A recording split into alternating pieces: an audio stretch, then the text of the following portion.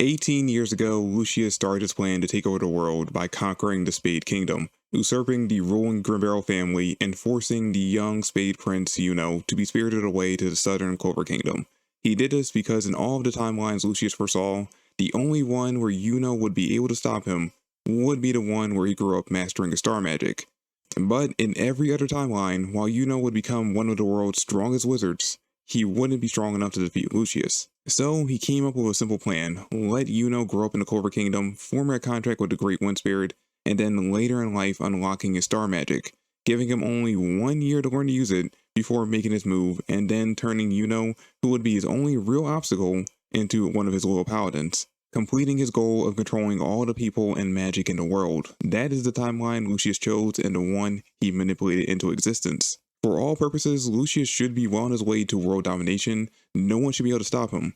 And yet, as we see in chapter 360, nothing is going the way he predicted. Has become far stronger than he should have, even stronger than he would have been growing up in the Spade Kingdom. Noelle has also gained power that she never should have had access to. Mereoleona, possibly his second biggest threat after should have died instantly against Morris. And Fugoyan, well, he shouldn't even be alive at this point. Not to mention, the Magic Knights are managing to fight back against his forces far better than he foresaw. Lucius is figuratively crapping his pants right now as he realizes that everything he's done, all of his plans are falling apart right in front of him. And honestly, I don't blame him. If I had the ability to see the future and spent over 18 years of my life manipulating things from the shadows, all to achieve my ideal future, and then all for it to fall apart at the last possible moment, I'd probably end up losing it, especially since this shouldn't be possible. A future that Lucius couldn't foresee should not exist. But here it is right in front of him, and as is slowly overpowering him, he realizes why he couldn't see this particular future, and it's all because of Asta. Asta is the one person in the world whose future Lucius cannot see, and his influence on everyone here has completely changed the futures Lucius foresaw each of them having.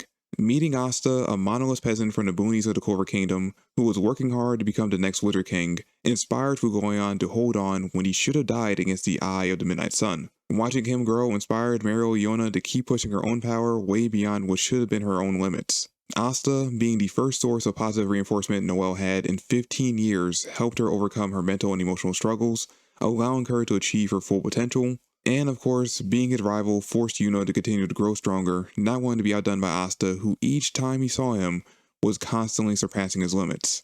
Asta's positive influence on each of these characters has greatly changed the course of their futures, which is why they're all doing so well against the fate that Lucius chose for them. While on the other hand, all of the no-name members of the Silver Eagles have been wiped out, about half the Crimson Lion Kings as well, William has been heavily injured, and Jack the Ripper, well, he unfortunately ended up dying.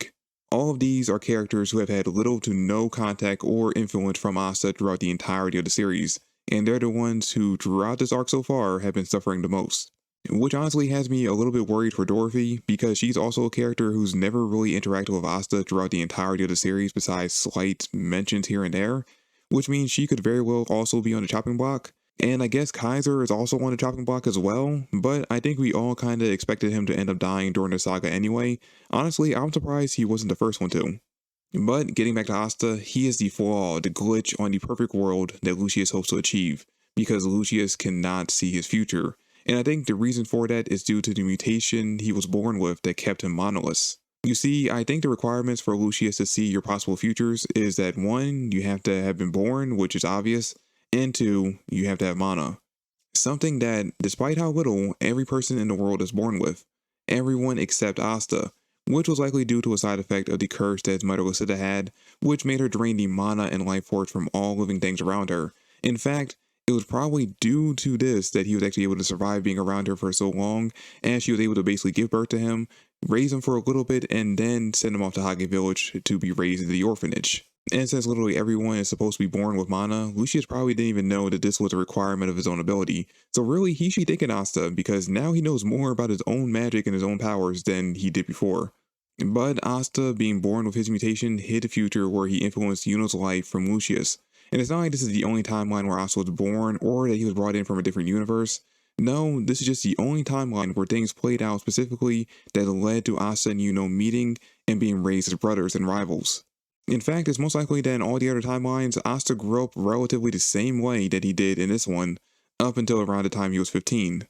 where at the Grimoire ceremony, he would fail to be given a Grimoire just like he did in this timeline, and falling into a deep, deep depression, giving up on his hopes of becoming the next Wizard King, except in every other timeline, Yuno wouldn't be there to encourage him to keep trying, which means that Asta would not obtain his Grimoire and never gain anti-magic, or his contract would leave. In fact, Asta in all the other timelines most likely just grew up to become a farmer or something in Hage Village. I mean, he already had the muscles and stamina for it. And without Asta to push him, Yuno would have become exactly what Lucius wanted him to, the strongest wizard in the Clover Kingdom, who would be primed to be his puppet. Honestly, Lucius probably would have been more successful if he had just simply had Julius raise Yuno, because then Yuno's already pretty much under his control, being raised in the Clover Kingdom, and he could still go to Hage Village for his Grimoire ceremony. But because he didn't have the foresight to execute that smart and simple plan, Yuno, Noel, Fugoyan, and Mereoleona all now stand in the way of his perfect world. And these are only a few of the characters that Asta had influence on throughout the series. Once the others join the fight, things are going to become a lot more dire for the so-called Ultimate Wizard King.